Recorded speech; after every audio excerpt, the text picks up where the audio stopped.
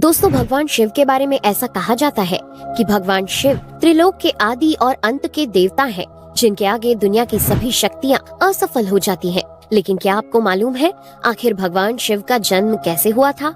उनकी माता कौन थी और उनके पिता का क्या नाम था? उन्होंने किससे अपनी शिक्षा प्राप्त की थी और किस किस को शिक्षा का दान दिया था? अगर नहीं तो चलिए, क्योंकि इस वीडियो के माध्यम से हम आपके इन्हीं सभी सवालों का जवाब देने वाले हैं, इसलिए प्लीज इसे स्किप किए बिना एंड तक जरूर देखना।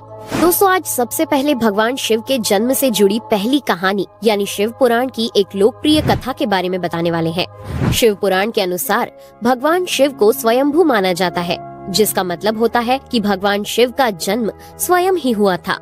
यानी कि इससे एक बात तो साफ हो जाती है कि ना ही भगवान शिव की कोई माता है और ना ही उनके कोई पिता है। इसी कारण से भगवान शिव पंच तत्वों से भी परे हैं, जिस कारण से इन्हें मृत्यु का भी कोई भय नहीं है और इनकी मृत्यु कभी नहीं हो सकती। पर अब बात करते हैं विष्णु पुराण में बताई गई भगवान शिव के जन्म से जुड़ी हुई एक और कहानी के बारे में। विष्णु पुराण में बताया गया है कि भगवान विष्णु के माथे से निकलने वाले तेज के कारण भगवान शिव की उत्पत्ति हुई थी और उनके नाभि से निकलते हुए तेज से कमल पर विराजमान ब्रह्मा जी का जन्म हुआ था। मगर दूसरी ओर भगवान विष्णु के जन्म के बारे में शिव पुराण में बताया गया है कि एक बार की बात है जब भगवान शिव अपने घुटने मल रहे थे और उनके घुटनों से निकलने वाले मैल से भगवान श्री विष्णु जी का जन्म हुआ था। पर अगर ऐसा हुआ है तो विष्णु पुराण और शिव पुराण एक दूसरे से बिल्कुल अलग हैं। इस कथा के अलावा भगवान शिव के जन्म की एक और पौराणिक कथा काफी ज्यादा पॉपुलर है, जिसे शायद आपने बड़े बुजुर्गों से सुना होगा।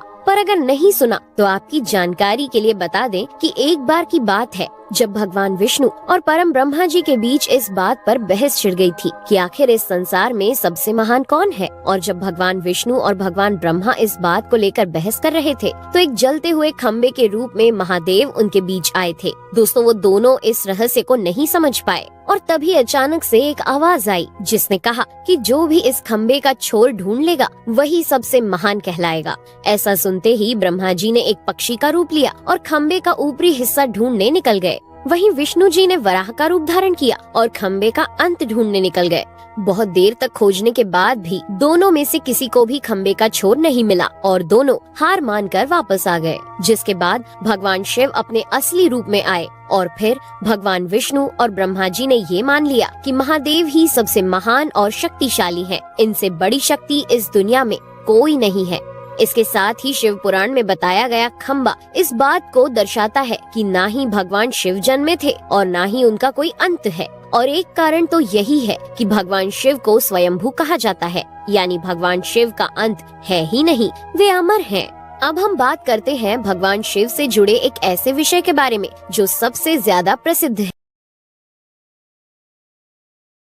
कि क्या भगवान ब्रह्मा भगवान शिव के पिता हैं? जी हाँ, इनकी ये कहानी लोगों के बीच काफी प्रसिद्ध है। तो आपको बता दें कि आखिर किस प्रकार भगवान शिव ने ब्रह्मा पुत्र के रूप में जन्म लिया था। इसके पीछे विष्णु पुराण की एक पौराणिक कथा है, जिसके अनुसार जब धरती, आकाश, पाताल या कहें पूरा यूनिवर्स जलमग्न यानी पानी में डूबा हुआ था, तब भगवान विष्णु के अलावा कोई भी देव या प्राणी इस संसार में नहीं था। तब केवल विष्णु ही जल सतह पर अपने शेष नाग पर लेटे हुए नजर आ रहे थे। जिसके बाद उनकी नाभि से कमल की डंडी पर ब्रह्मा जी प्रकट हुए और जब भगवान ब्रह्मा और भगवान विष्णु इस यूनिवर्स से संबंधित बातें कर रहे थे तब भगवान शिव प्रकट हुए, जिसके बाद ब्रह्मा ने उन्हें पहचानने से इनकार कर दिया। इस कारण से भगवान शिव रूठ गए और उनके रूठ जाने के कारण भगवान विष्णु ने उन्हें दिव्य दृष्टि प्रदान कर ब्रह्मा जी को भगवान शिव की याद दिलाई। जिसके बाद भगवान ब्रह्मा को अपनी गलती का एहसास हुआ और शिव से क्षमा मांगते हुए उन्होंने उनसे अपने पुत्र रूप में पैदा होने का आशीर्वाद मांगा। जिस कारण से भगवान शिव ने भगवान ब्रह्मा की प्रार्थना को स्वीकार करते हुए उन्हें ये आशीर्वाद दे दिया। लेकिन इसके बाद जब भगवान ब्रह्मा ने इस सृष्टि की रचना शुरू की तो उन्हें एक बच्चे की जरूरत पड़ी और तब उन्हें भगवान शिव का आशीर्वाद ध्यान आया, जिसके लिए भगवान ब्रह्मा ने तपस्या की और बालक के रूप में भगवान शिव उनकी गोद में रोते हुए प्रकट हुए। आपको बता दें कि ये भगवान शिव का एकमात्र बाल रूप है। जब भगवान ब्रह्मा ने उनके रोने का कारण पूछा तो उन्होंने बताया कि उनका कोई नाम नहीं है। तब भगवान ब्रह्मा ने भगवान शिव का नाम रुद्र रख दिया, जिसका मतलब होता है रोने वाला। पर इसके बावजूद भी भगवान शिव चुप नहीं हुए, इसलिए ब्रह्मा ने उन्हें दूसरा नाम दिया। पर शिव को वो नाम भी पसंद नहीं आया और फिर भी वे चुप नहीं हुए। इस तरह शिव को चुप कराने के लिए भगवान ब्रह्मा ने भगवान शिव को 108 नाम दिए थे, जो रुद्र, शर्व, भाव, उग्र, भीम, पशुपति, ईशान और महादेव जैसे नाम थे। और शिव पुराण के अनुसार उनके ये नाम पृथ्वी पर लिखे गए थे। इसके बाद बात आती है श्रीमद् देवी महापुराण की। तो श्रीमद् देवी महापुराण में भगवान शिव की माता और पिता के बारे में बताया गया है। श्रीमद् देवी महापुराण के अनुसार देखा जाए तो एक बार जब भगवान नारद जी ने अपने पिता भगवान ब्रह्मा जी से पूछा कि सृष्टि का निर्माण किसने किया है, साथ ही भगवान विष्णु, भगवान शिव और आपके माता पिता कौन है, तब भगवान ब्रह्मा जी ने नारद जी को त्रिदेवों के जन्म के बारे में बताया। जो बताया वो वाकई चौंका देने वाली बात थी। दरअसल उन्होंने कहा कि देवी दुर्गा और शिव स्वरूप ब्रह्मा के योग से ब्रह्मा, विष्णु और महेश का जन्म हुआ था। यानी प्रकृति का रूप लिए माँ दुर्गा ही हम तीनों की माता है और ब्रह्मा यानी काल सदाशिव हमारे पिता है। इसके साथ ही श्रीमद् देवी महापुराण में भी भगवान विष्णु और भगवान ब्रह्मा के बीच हुए झगड़े की एक कहानी मिलती है, जिसके अनुसार एक बार श्री ब्रह्मा जी और विष्णु जी में झगड़ा हुआ और दोनों में बहस छिड़ी हुई थी। तब भगवान ब्रह्मा ने कहा कि सृष्टि को मैंने बनाया है और मैं ही प्रजापिता हूँ, जिसके जवाब में भगवान विष्णु जी ने कहा कि मैं आपका पिता हूँ, क्योंकि आप मेरी नाभि से निकले हुए कमल से पैदा हुए हैं। और धीरे धीरे कर ये बहस बढ़ती गई। दोस्तों, इसके बाद इन दोनों का झगड़ा सुनकर सदाशिव वहाँ पहुँचे और उन्होंने कहा कि पुत्रों, मैंने ही तुमको इस संसार को बनाने और इसे संभालने के केवल 2 काम दिए हैं। इसी प्रकार मैंने शंकर और रुद्र को संहार और तिरोगति के कार्य दिए हैं। इसके साथ ही उन्होंने कहा कि मेरे 5 मुख हैं।